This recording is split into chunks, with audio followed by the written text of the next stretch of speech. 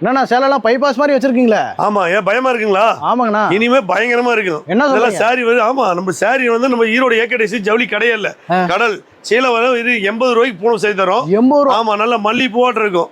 வீட்டில் நம்ம ஏசியில் 40,000 30,000 போட்டு வாங்கலைன்னு ஃபீல் பண்ண வேண்டியதில்லை. 100 ரூபா 150 ரூபா போட்டு நீங்கள் வியாபாரம் தாராளம் பண்ணலாம்.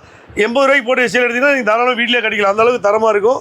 பாக்ஸோட வாங்கினா 90 ரூபா, பாக்ஸ் வேணானா 80 ரூபா.